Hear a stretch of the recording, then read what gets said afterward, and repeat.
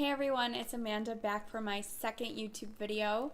So first I would like to apologize for the delay. I know I posted the other one about a week and a half ago. My goal was to get them out every Friday, but I was having issues with my computer and my phone. Nothing was uploading correctly. Everything was green and my eyeballs were on my forehead and everything was pixely. So hopefully I have all of that figured out. So I have decided to keep with the posting on Friday of every week. I'm hoping to get everything filmed Tuesday or Wednesday, edit Wednesday, Thursday, and upload on Friday. So today I have a ColourPop review video for you guys. It's a brand review, my first one. Please leave a comment below if you have any other brands that you would like me to review.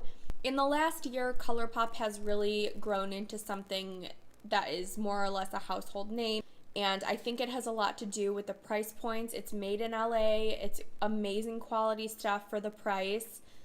All of the products are extremely affordable. Pretty much everything, I think everything is under $10, which is wonderful. There's usually free shipping over $35. They're constantly coming out with new collaborations. 99% of everything I've heard about ColourPop has been positive, and I was so excited to try it out about a year ago. I started with the liquid matte lipsticks when they came out. I had previously, before about a year ago, I had heard of ColourPop, but I had never tried it. And then they came out with their matte liquid lipsticks, which were such a huge deal. I remember the day I was sitting there refreshing the page on my computer at work, trying to get my hands on a bunch of the liquid lipsticks because they were only $6. There were tons of colors, and it was my first real foray into liquid lipsticks, and I wanted to try as many as I could before I committed to the Anastasia Beverly Hills, before I committed to Lime Crime, Ofra. All of those are a little bit more expensive. So I wanted to get used to the texture of liquid lipstick before I committed that much money to a higher end brand. It's really important to me that they're made in America. They're made in LA where my daughter was born, and all of the packaging has little made in LA stickers, and they're so cute. The packaging is really great. So I'm a big fan of the brand as a whole. Let's get down to reviewing the actual products that I have purchased. I have a ton of the matte liquid lipsticks from the first run, the second run, the third one. I've been keeping up with the collections for the most part. I don't have all of them. I do purchase based on what I believe that I would wear and what would look good on me. So I have a lot of neutrals and pinks and dark colors. If you know me, I'm all about the dark lip, especially now that it's fall. Even though in Arizona today it's in the 90s, it's still fall in my heart. And I wore Ugg boots the other day and it was 75 degrees outside, but I did not care because it's October. So today I'll be live swatching an ultra glossy lip, an ultra satin lip, and an ultra matte lip. The gloss is in the shade of Boo. It's a really beautiful peachy nude color. I will be swatching the ultra matte shade Prim, which is a brown toned darker red. It's a really beautiful color. And in the matte liquid lipstick, I will be swatching the shade Tulle, which I think it's my favorite. It has to be my favorite color from the collection. So I'll start off with Tulle.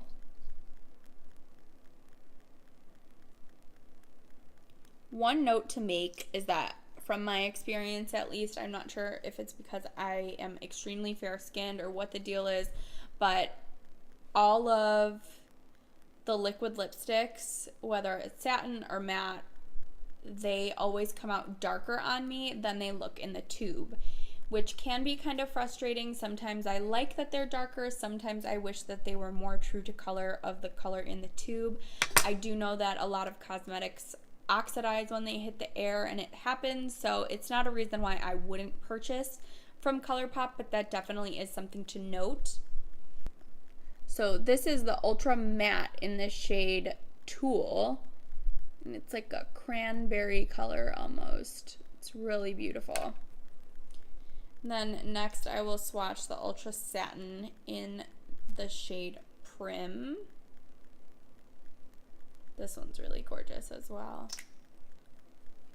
It's like a dark brown based red. Right now both of them look kind of shiny, but the matte one will dry down to a completely flat matte once it does dry down. The satin does keep a little bit of a sheen, as you can see by the shade that I'm wearing right now. And then finally I'll be swatching the glossy, and this is one of the sheer glossies. They have a bunch of different types of glosses. I have a sheer, a cream, and a metallic gloss. Emmy likes to play with these ColourPop lips just because I have so many of them. So I don't know where the metallic one is.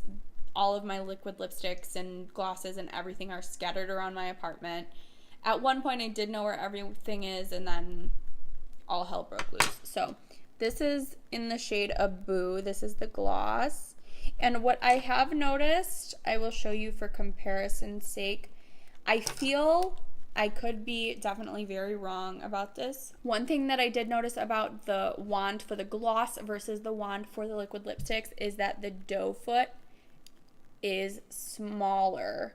The doe foot is smaller on the glosses, and it's a little bit fluffier, which I'm not mad at all. This one does offer a lot more control that you need for the liquid lipsticks, and this one kind of coats everything evenly and gets a really nice smooth finish and sheen.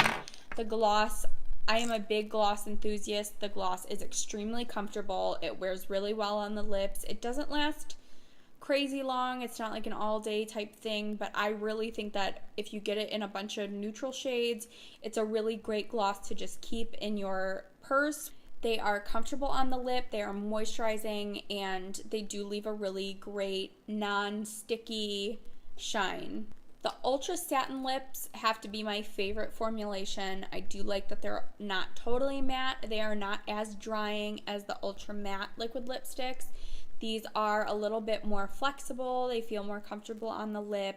I love a great matte lip, but there is nothing moisturizing about a matte liquid lipstick, especially these, and especially these in the darker colors.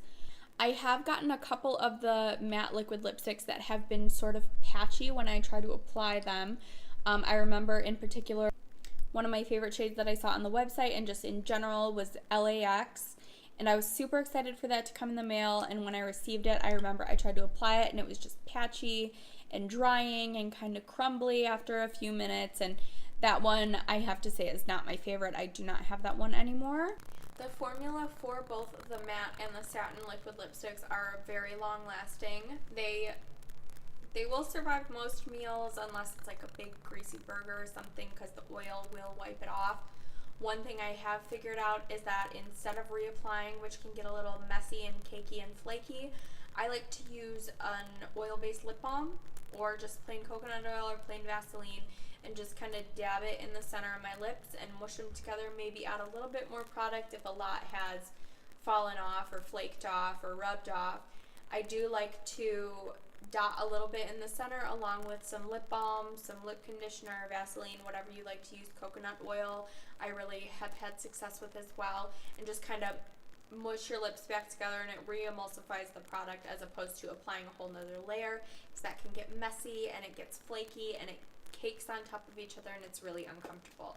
And if you're wearing, especially if you're wearing one of the darker shades or if you're wearing foundation around your mouth or lips, you don't want to have to remove all of that and reapply in that area just so that you can fix your liquid lipstick. So I would highly recommend, I use a lip balm called Lip Smoothie by Earth Mama Angel Baby. It is coconut oil based. Mine just happens to be the coconut flavor, which has no bearing on how well it will work, but I usually just put it in the middle and then dab some product over it and mush my lips together to re-emulsify everything, so that way you don't have to reapply.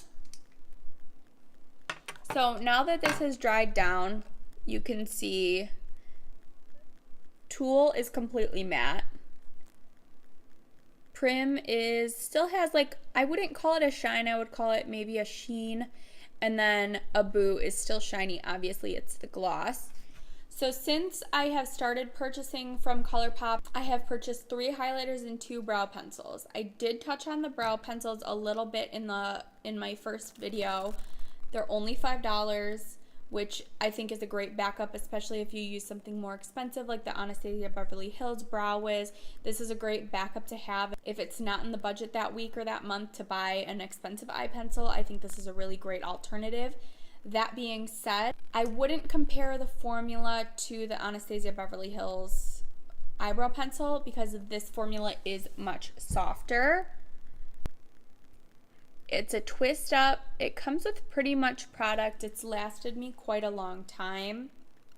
But my biggest issue, if I twirl it up too high and then try to do my brows, if I'm not doing it either straight on or very lightly, the tip will break off, and that is a huge waste of product. I find that to be extremely frustrating, and you can't twist the product back down once you've twisted it out.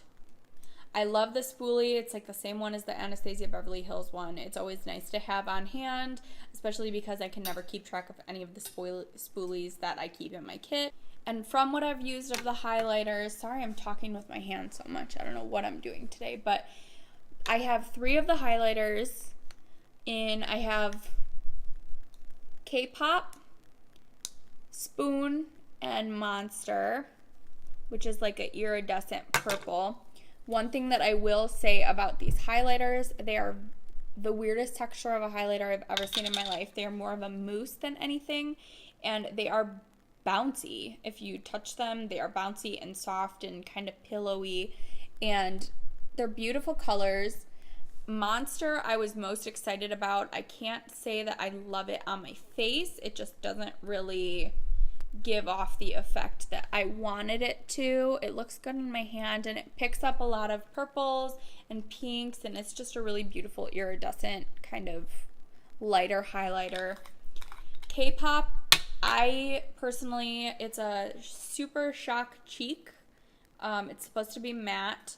I don't see that it's matte. It is pretty shimmery to me, or not shimmery, kind of metallic-y, but I use this on my body after I have fake tanned. I do use the Loving Tan, which I'll make another video on that in the future, in a few months, hopefully over the summer, because I don't tan in the winter.